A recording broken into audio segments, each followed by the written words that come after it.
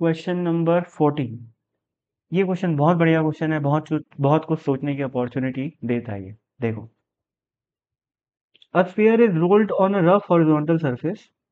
It gradually slows down and stops. देखो भाई, पहली बात तो अगर ये एक परफेक्ट स्फीयर है, आइडियल स्फीयर है, आइडियल जमीन है ना, तो ऐसे केस में बॉल का रुकना तो पॉसिबल होता ही नहीं। ठीक है, क्योंकि प्योर रोलिंग हो रही है। प्योर रोलिंग में फ्रिक्शन का जो वर्क होता है वो जीरो होता है। फ्रिक्शन का वर्क जीरो होएगा तो कौन है इसकी एनर्जी को कम करने वाला? कोई नहीं। तो ये बॉल हमेशा रोल करते हुए चलते रहेगी, अगर आइडियल है। पर रियलिटी में क्या होता है? आइडियल तो कुछ होता नहीं है। इस क्वेश्चन में रियल वर्ल्ड की बात चल रही है, बिना बताए। बताया वैसे, हल्का सा हिंट दिया है, क्या लिखा हुआ है? It gradually slows down and stops. ऐसा तो रियल वर्ल्ड में ही होता है ना, आइडियल वर्ल्ड में तो होता नहीं। अब रियल वर्ल्ड में क्या होता है, इस चीज को समझते हैं। अब अगर वो स्लो हो रहा है तो इतना तो श्योर है कि फ्रिक्शन कहाँ लगेगा? पीछे की तरफ लगेगा। और कोई पॉसिबिलिटी है ही नहीं, है ना। फ्रिक्शन पीछे की तरफ लगेगा तो वो लीनियर वेलोसिटी को डेफिनेटली घटाएगा। ये ऑप्शन सही होंगे। क्या लिखा हुआ है? The force of friction tries to decrease the linear velocity, increase the angular velocity. बिल्कुल सही बात है। एंगुलर वेलोसिटी कहां पर दिख रही है भाई? क्लॉकवाइज डायरेक्शन में दिख रही है। और फ्रिक्शन का टॉर्क भी कहां पर है? क्लॉकवाइज डायरेक्शन में। तो फ्रिक्शन का टॉर्क एंगुलर वेलोसिटी को सपोर्ट कर रहा है। तो यहाँ ट्राइज टू लिखा हुआ है, tries to increase the angular velocity. ये बात बिल्कुल सही है। आगे, इंक्रीज द लीनियर मोमेंटम। नहीं भाई, बिल्कुल नहीं। फ्रिक्शन पीछे लग रहा है तो लीनियर मोमेंटम को तो डिक्रीज कर रहा है वो, तो ये तो गलत हो गया। डिक्रीज द एंगुलर वेलोसिटी, नहीं, ये भी गलत हो गया। हमने देखा कि एंगुलर वेलोसिटी को सपोर्ट कर रहा है, तो आंसर तो आ गया यार। आंसर आना बहुत आसान है, ए और बी।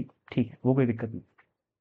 अब बात यहाँ पर होता क्या है, रियलिटी में अगर फ्रिक्शन नेगेटिव वर्क कर नहीं रहा है तो कौन रोक रहा है फिर इस बॉल को? तो एक्चुअल में ये होता है कि रियल लाइफ में जब कोई बॉल रोल करती है तो उसका नीचे वाला सरफेस एग्जैक्टली स्फेरिकल नहीं बनता है, वो हल्का सा फ्लैट हो जाता है। ठीक है ना। आइडियली केवल एक पॉइंट ऐसे, सॉरी, आइडियली इसको मैं थोड़ा जूम करके बताता हूँ। आइडियली एक पॉइंट ऐसे टच में होना चाहिए, पर रियलिटी में ऐसा नहीं होता। रियलिटी में क्या होता है, नीचे वाला सरफेस थोड़ा सा ऐसे फ्लैट हो जाता है, ऐसे। मैं बढ़ा चढ़ा के बना रहा हूँ डायग्राम को, पर ऐसा ही होता है। तो उससे एक एक पोर्शन, नॉट अ पॉइंट, एक छोटा सा पोर्शन, फाइनाइट पोर्शन ग्राउंड के कांटेक्ट में आ जाता है। ठीक है। और यहां पर हो जाती है शिफ्टिंग ऑफ नॉर्मल। समझ रहे हो? शिफ्टिंग ऑफ नॉर्मल होता है यहाँ पर। शिफ्टिंग ऑफ नॉर्मल की वजह से, अब देखो भाई, ये क्या कर रहा है? ये फ्रिक्शन फोर्स तो ओमेगा को सपोर्ट कर रहा है ना भाई, पर रोकना है हमें बॉल को। तो ओमेगा को अपोज करना पड़ेगा, तो कौन करेगा? नॉर्मल।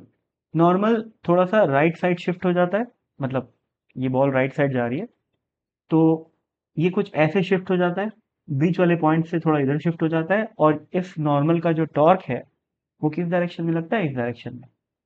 समझ रहे हो? यानी कि ओमेगा के अपोजिट, तभी जाके ये बॉल रुकतेगी रुकेगी, क्योंकि अपने को रोटेशन को भी तो खत्म करना है भाई, रुकना है तो। ठीक है, तो ये नॉर्मल रिएक्शन क्या कर रहा है? टॉर्क प्रोवाइड कर रहा है अपोजिंग डायरेक्शन में। और ये जो फ्रिक्शन है वो क्या कर रहा है? अ, वो क्या कर रहा है? हाँ, वो उसकी लीनियर वेलोसिटी को कम कर रहा है। ठीक है, तो ऐसे काम होता है। बस इतना काफी है। अच्छा, अब यहाँ पर एक बात और कोई क्वेश्चन खड़े कर सकता है कि सर अभी ये तो बताओ कि नेगेटिव वर्क कौन कर रहा है? कोई ये भी पूछ सकता है। ये पूरा तो स्टैटिक चल रहा है, प्योर रोलिंग चल रही है, तो नेगेटिव वर्क हुआ नहीं अगर, तो काइनेटिक एनर्जी को कौन खा गया? ये भी एक इंपॉर्टेंट क्वेश्चन है। तो मैं क्या बताया, ये आइडियल नहीं है। ठीक है, आइडियल नहीं है तो आइडियली क्या होता है, जो पॉइंट ऑफ कांटेक्ट होता है, जो पॉइंट ऑफ कांटेक्ट होता है वो ग्राउंड के जैसे ये पॉइंट ऑफ कांटेक्ट है, ये ग्राउंड है। वैसे इतना डिटेल में जानने की जरूरत नहीं, लेकिन फिर भी थोड़ा बहुत सोचो। ये स्फीयर, ये पॉइंट ऑफ कांटेक्ट, इस पॉइंट ऑफ कांटेक्ट का पाथ जो है वो ऐसा होता है, 90 डिग्री से स्टार्ट होके 90 डिग्री में खत्म होता है। यानी कि इस पॉइंट ऑफ कांटेक्ट की वेलोसिटी ऊपर की तरफ होती है, normal perpendicular to the surface होती है। पर इस केस में ऐसा नहीं होता। तो इस केस में फ्रिक्शन का और नॉर्मल रिएक्शन का वर्क 0 है ऐसा कोई ज़रूरी नहीं। ठीक है? वर्क हो सकता है। इनफैक्ट होता ही होगा। अब मैं उतना ज़्यादा सोचा नहीं हूँ कि कौन यहाँ पर नेगेटिव वर्क कर रहा है, फ्रिक्शन कर रहा है कि नॉर्मल कर रहा है। उतना का कभी काम पड़ा नहीं, मे बी आगे पड़ेगा तो अपन देखेंगे। अभी तक तो कोई क्वेश्चन ऐसा आया नहीं। पर मैं क्या समझाना चाह रहा हूँ कि जो अपन प्योर रूलिंग में पढ़े हैं कि फ्रिक्शन का वर्क 0 होता है, ये सब बात यहाँ पर वैलिड नहीं है क्योंकि यहाँ पर प्रैक्टिकल लाइफ में बात चल रही है। प्रैक्टिकल लाइफ में परफेक्ट स्फीयर नहीं है। ठीक है? नीचे से थोड़ा फ्लैटेंड हो जा रहा है। मेरे ख्याल से इतनी डिस्कशन काफ़ी है। आंसर तो बहुत पहले आ चुका है।